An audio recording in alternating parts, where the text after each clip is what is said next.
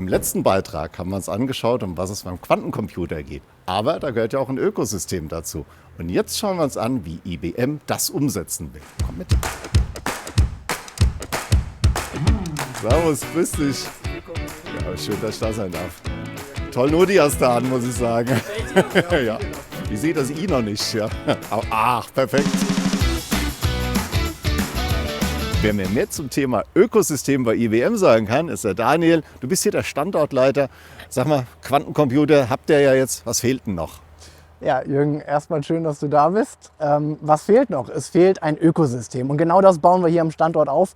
Hinter mir siehst du den neuen IBM Technologie Campus. Und das ist eine Standortentscheidung, die wir getroffen haben. Natürlich auch wegen dem Thema Quantencomputer hier am Standort. Jetzt baut ihr einen neuen Standort, habt euch entschieden. Was fehlt denn noch für ein Ökosystem? Eine Technologie alleine, die bringt dir erstmal nichts, sondern du brauchst ja die sie nutzen wollen, die sie weitertreiben. Und das ist das, was wir im Ökosystem sehen. Das heißt, es gibt Regierungen, es gibt Partner, mit denen wir arbeiten, es gibt Kunden und natürlich auch die darauf entwickeln, also auch Softwareentwickler zum Beispiel und am Ende gerne auch Startups. Und wie stellt ihr euch das jetzt konkret vor? Wir sprechen, und das ist etwas provokativ, vom Quantum Village Eningen. Und ja, da ist der Vergleich mit dem Silicon Valley gar nicht so weit weg. Aber das ist die Idee und das ist auch die Vision. Und ich denke, hier in Deutschland tun uns manchmal diese Vision und der Glaube und der Mut auch mal richtig gut.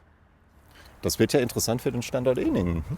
Ja, das ist auf jeden Fall interessant für den Standort. Am Ende des Tages haben wir eigentlich hier in Baden-Württemberg und in Europa den kältesten Ort der Welt. Wenn wir daraus nichts machen, weiß ich auch nicht. Ja, stimmt. Sind nicht auch Bedenken bei der Technologie?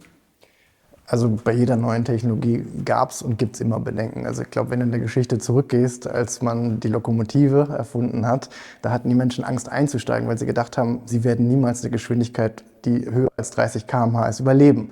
Das heißt, da ist auf jeden Fall eine Aufgabe drin, aufzuklären, zu zeigen und die Menschen auch mitzunehmen. Das wird der neue IBM Technologie Campus.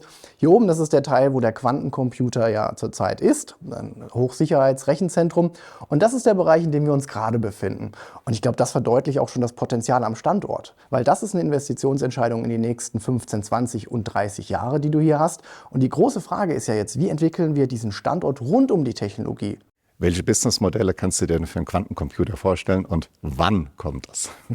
Vorstellen kann ich mir immer total viel, aber ich glaube, wenn ich das wüsste, lass mich mal einen Vergleich wagen. Als wir angefangen haben mit dem Mobiltelefon und dann kam irgendwann das Smartphone. Ich zumindest wusste zu dem Zeitpunkt nicht und viele andere auch, wofür kann das denn gut sein? Wenn wir heute auf das Mobiltelefon schauen oder auf unsere Smartphones, dann ist da ja ein riesen Wust von Geschäftsmodellen entstanden. Also das heißt, du hast Menschen, die verkaufen Applikationen, also die Apps. Du hast einen App Store. In den Apps hast du neue Geschäftsmodelle. Also ich will sagen, da hat sich ein ganzes Ökosystem um diese Technologie gebildet.